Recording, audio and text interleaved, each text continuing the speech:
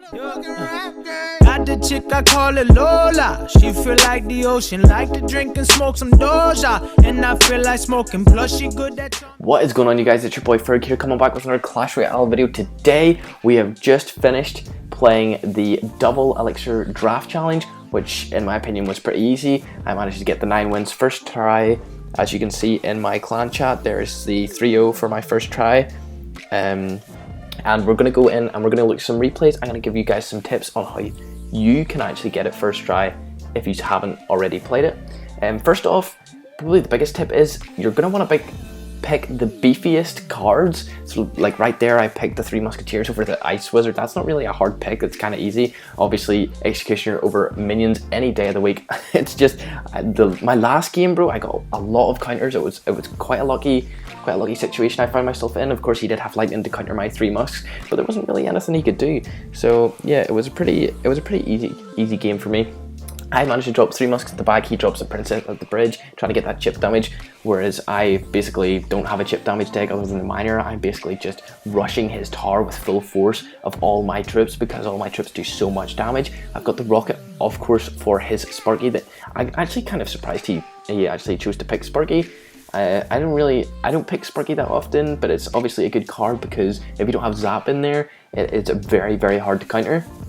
I'm pretty sure there's a replay of me playing another Sparky guy or me either using a Sparky. I'm not actually too sure. I'll maybe put that on for you guys. Right here, when I seen him drop Golem, I was like, oh, I said to my friend, I'm going to lose this game, because I was actually 9-2 at this point because I'd lagged out of one game, and then the other game my iPad froze, which is actually kind of disappointing. So this Golem actually is coming down to my half, and I was full health there until my Musketeer actually targeted it on the bridge. And as you can see, the Golem is going to explode and get a lot of damage off my tower here in a second. So there you go, yep, down to 1600 already. His towers, unfortunately for him, is down to 886, which is really nice for us. We're getting that early lead in the double Elixir. So I see that he is kind of running out of Elixir because he just dropped the Inferno. So I ended up splitting 3 musks at the top, and then I'm pretty sure I get the left tower before I get the right tower. Am I right? Yeah, so I get the left tower and I still have 2 musks up. I end up rocketing this Sparky, I believe. Yep, there you go, there's a rocket. And then I fireball the princess and the Ice Wizard, making some really good positive Elixir trades there. I have some really solid counters to most of the cards in his deck, which is kind of unfortunate. Drop the Executioner here. Yep, there it is for the minions. Pretty basic stuff right there, pretty basic plays, nothing too strategical or anything. It was pretty basic advances in the game. So I ended up doing the goblins here to block out the Inferno targeting my Executioner, and then I'm pretty sure I dropped 3 Musketeers to break off the Inferno. Then we take down the right hand tower and the Golem goes down in our tower. I'm pretty sure I just plop a miner up there and managed to get the 3 crown right here. I'm pretty sure that's how it ends. Yep, as you can see, the miner's going up and we got the 3 crown very easy in our last game. So yeah, tip number 1, use beatdown if you can. Always use those hard, tanky kind of troops. Use the high cost Elixir in this challenge. It's double Elixir. You should be picking all the high Elixir for cost troops for a reason, because you're going to be stacking Elixir really fast. You don't want to be cycling little cards. That's only going to get you chip damage. You want to build a massive push and get a really nice 3 crown or something like that. So I remember playing this game and it was so close. Where is it? I want to see if I can find it for you guys. It was actually insane, bro. I was like, no way did that just happen. Right, we're just gonna, I think we'll pick this one. We're going to pick this one. I really hope I stumble across the one where I got a really good comeback. So I actually think I pick Miner here. If you can't pick a beatdown deck, I would strongly advise picking cards that can synergize well together, even though they may be like Minor Cycle, Minor Poison and stuff like that. It's not very good in the situations of double Elixir challenge, but it's better than nothing, and it's better than having those cards that synergize well together than just having a wacky random deck filled with wacky random kind of okay cards.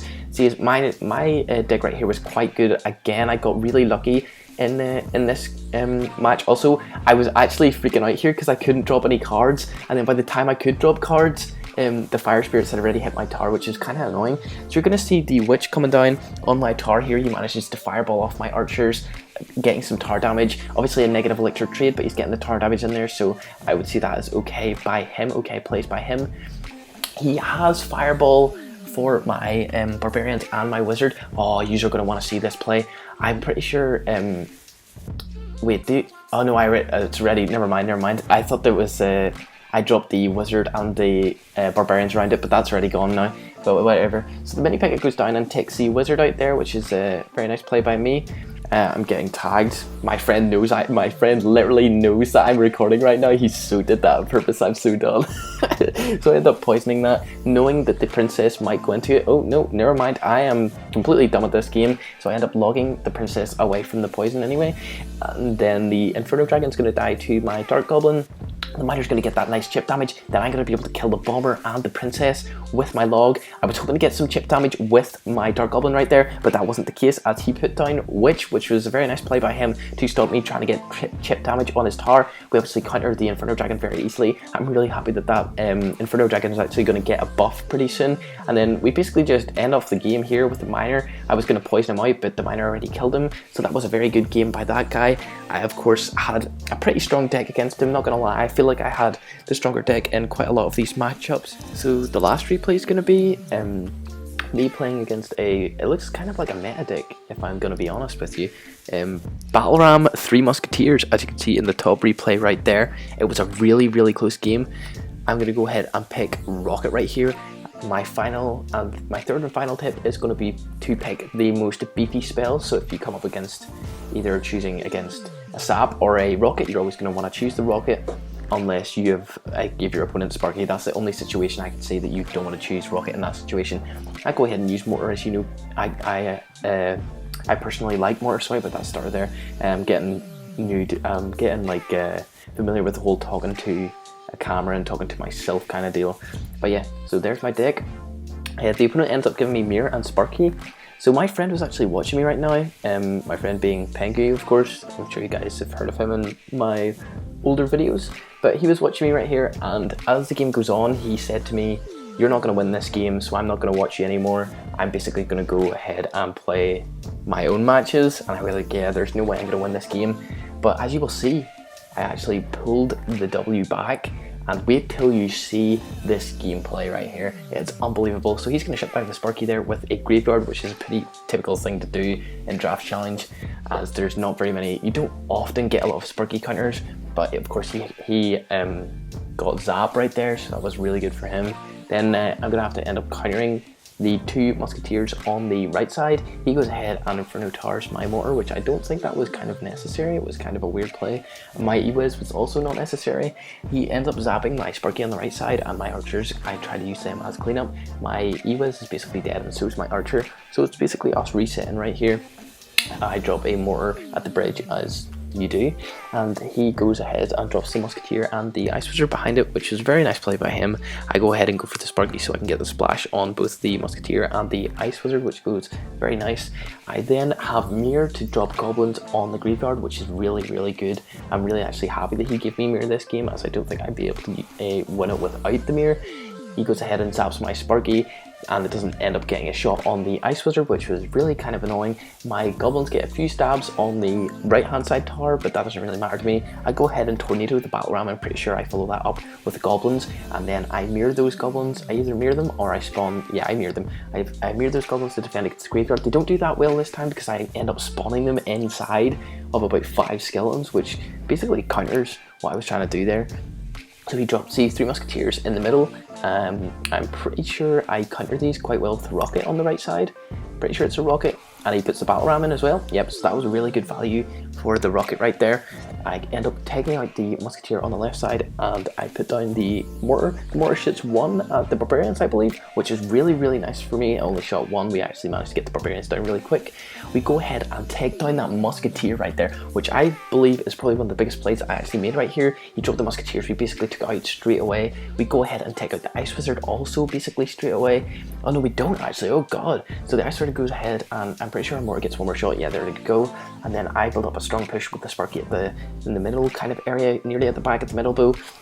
So the Sparky goes down. I'm pretty sure I rocket this. I have no idea. I don't know what I was thinking. Don't even judge me for that. I don't know what I was thinking about that rocket, because the Sparky would have cleaned it up anyway.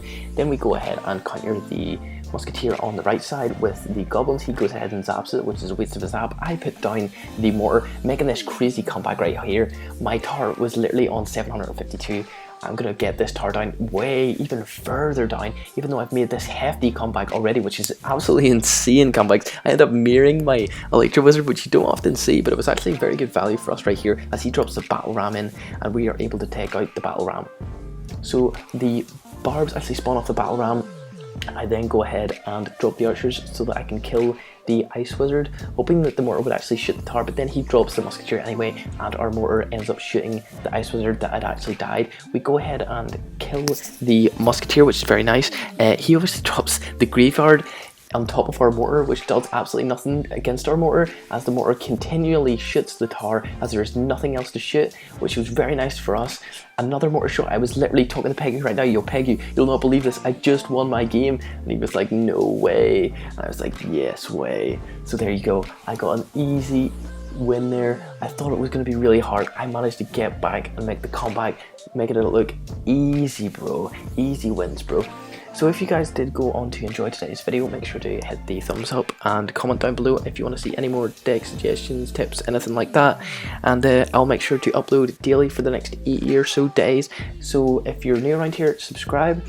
And yeah, let's roll the outro.